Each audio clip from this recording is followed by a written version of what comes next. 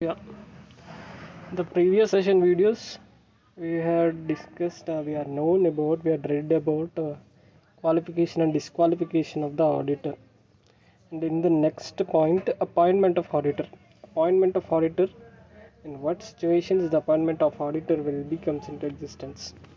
As per section 148 of Companies Act 2013, the cost audit shall be conducted by the cost accountant, who shall be appointed by the board.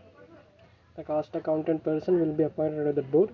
No person appointed under section 139 as an auditor. Under section 139 in the sense that is company auditor, right?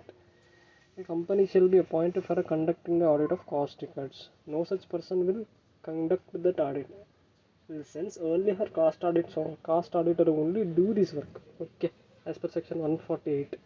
The auditor so appointed shall comply with the cost accounting standards. Whether the cost accounting standards, the provision specified are followed by that company or not, the cost auditor is to see. One of the major objective of the auditor to verify whether the cost auditing standards are followed or not. Next point is about Rule 6 of Companies Cost Records and Audit Rules 2014. As per Rule 6, the category of companies specified in Rule 3. Rule 3 tells about applicability of cost records, and Rule 4 will discuss about applicability of cost audit. So here what they are given, the category of companies specified in Rule 3, in the sense the applicability of cost records and threshold limits laid down in Rule 4. It is applicability of cost audit shall within 180 days, 180 days in the sense 180 days of commencement of every financial year, appoint a cost auditor. In simple terms, the companies which are eligible to, which are liable to do cost audit and maintain cost records, those persons within 180 days they will appoint a cost auditor. The next point is about the provided that the before such appointment is made, the written consent from the auditor must be obtained. Right, as per this, a certificate must be obtained. The next point 1A is about, so from the auditor, from the cost auditor, they should they should obtain a certificate that he was his cost audit was under the limit of cost audits. The first point is about, okay,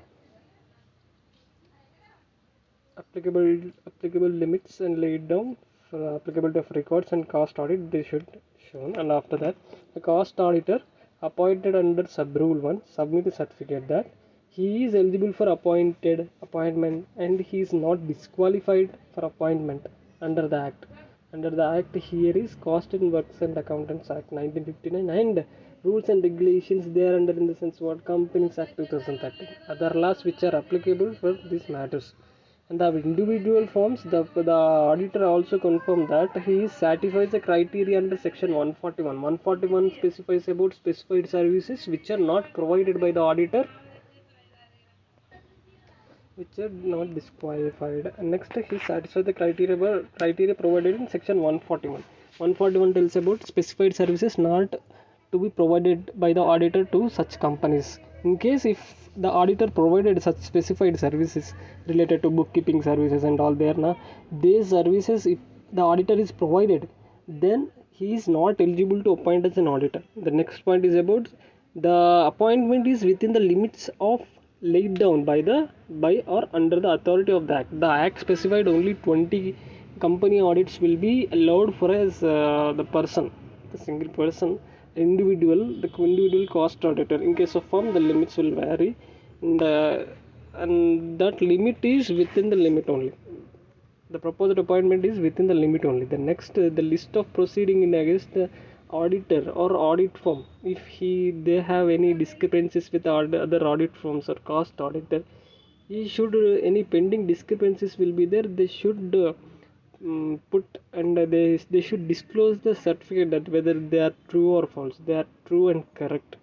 And the second point is about every company referred in sub rule 1, in the sense the applicability of records and cost audits, the persons who are eligible for due cost audit, the cost audit, such appointment should be disclosed with the central government within a period of 30 days of such appointment, or made within the period of one within or appointment is made or within a period of 180 days of such commencement of financial year, whichever is earlier. So the electronic mode only they should communicate with the central government. Here central government is about registrar of companies, registrar.